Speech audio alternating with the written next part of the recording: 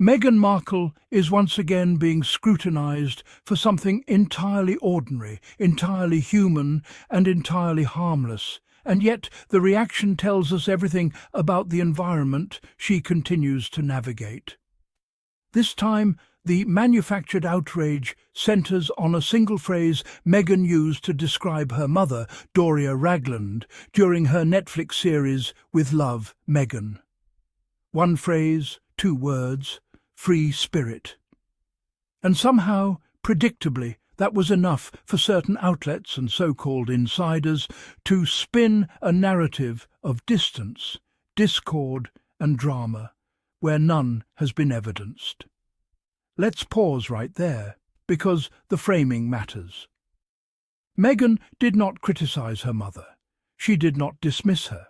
She did not belittle her role in her life or in the lives of her children. She described her as a free spirit, a phrase that, in any normal context, is widely understood as affectionate, respectful, and even admiring. It suggests independence, openness, creativity, and emotional freedom.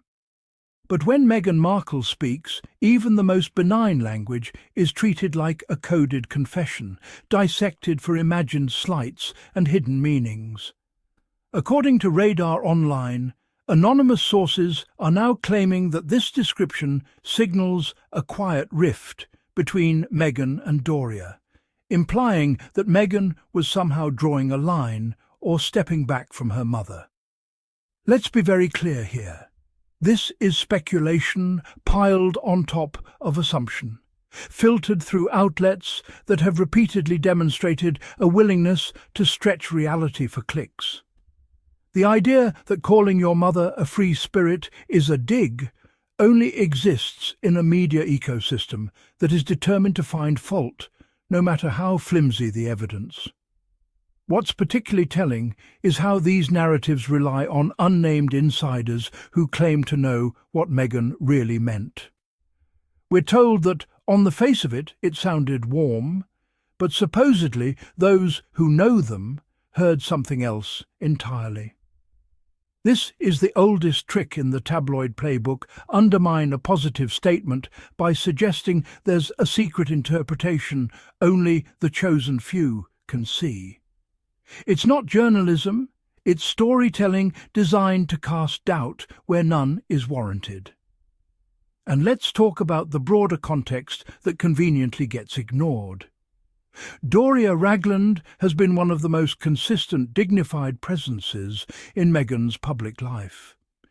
She stood beside her during moments of intense scrutiny, during a globally televised wedding, and during the early years of Meghan and Harry's transition into life in the United States.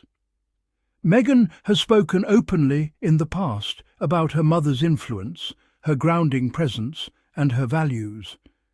That history doesn't disappear because Meghan chose one descriptive phrase on a Netflix series. What critics are doing here is something we've seen time and again: projecting their own narratives onto Meghan's words. They assume distance because they want distance. They assume conflict because conflict sells. And they assume dysfunction because acknowledging a healthy, evolving relationship doesn't fit the storyline they've been pushing for years. The suggestion that Doria, no longer living full-time with Meghan and Harry, somehow signals a breakdown in their bond is particularly absurd. Adults can be close without sharing a household. Support doesn't require physical proximity. Relationships evolve, especially as children grow, routines change, and personal independence is respected. Framing this as something ominous says more about the commentators than about Meghan or Doria. There's also an underlying double standard at play here that cannot be ignored. When other public figures describe their parents with nuanced language, it's seen as thoughtful or reflective. When Meghan does it, it's treated as suspicious. Her words are never allowed to simply exist at face value. They must always be decoded, challenged, and reframed as evidence of some deeper flaw. That is not accidental, it's a pattern. And then there's the implication that Meghan and Doria have very different ideas about parenting, as if that's somehow a scandal. Different ideas don't equal conflict. They don't equal estrangement. In fact, they're entirely normal, especially across generations. Suggesting that diversity of perspective is a problem once again reveals how desperate some outlets are to pathologize Meghan's life. Let's also address the timing of this so-called backlash.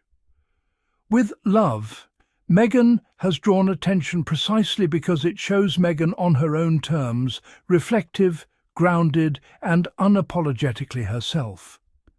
When that happens, when she controls the narrative rather than reacting to it, the backlash inevitably follows. Every sentence is combed through, not to understand her, but to undermine her credibility and character. What's missing from all of this noise is any actual evidence of tension. No direct quotes from Meghan expressing distance, no statements from Doria suggesting hurt or disagreement, no observable change in behaviour that would support these claims. Just anonymous voices and speculative language presented as insight. And this is where the criticism truly collapses. If calling your mother a free spirit is now considered controversial, then the problem isn't Meghan, it's the lens through which she's being viewed. The outrage is manufactured, the conclusions are forced, and the narrative is deeply unserious. Harry and Meghan have consistently emphasized emotional health, boundaries, and authenticity. That includes allowing the people in their lives, including parents, to be exactly who they are, without forcing them into rigid roles to satisfy public expectations. Respecting someone's independence is not rejection, it's recognition. What we're really seeing here is discomfort with the fact that Meghan refuses to perform relationships in a way that pleases critics. She doesn't exaggerate sentimentality for approval. She doesn't overshare to quiet speculation. She speaks plainly, and she trusts that sincerity should be enough. For those invested in tearing her down, it never is.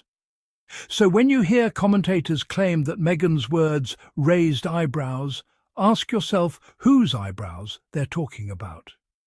Certainly not those of people listening in good faith. Certainly not those who understand language, context, and human relationships. The only eyebrows being raised belong to those already poised to take offence. At its core, this story isn't about a mother and daughter drifting apart. It's about a media machine still struggling to accept that Meghan Markle is not the caricature they created.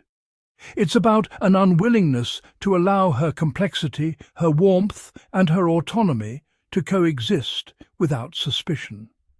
And as always, Harry remains part of this larger picture not as a passive observer, but as a partner who understands exactly why these narratives persist. Together, they've chosen a life defined by intention rather than performance, by values rather than optics. That choice continues to unsettle those who benefit from keeping them boxed into outdated roles. So let's call this what it is. Another attempt to create drama out of nothing, to weaponize language and to repackage normal human dynamics as scandal. It deserves scrutiny, not acceptance. If you value clarity over clickbait, context over conspiracy, and truth over tabloid theatrics, then you're exactly where you need to be. This channel exists to cut through the noise, challenge lazy narratives, and center facts, not fantasies.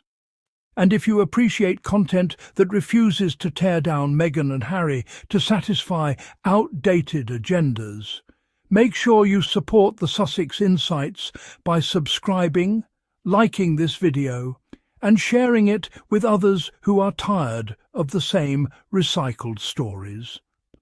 Your support keeps this conversation honest, informed, and independent.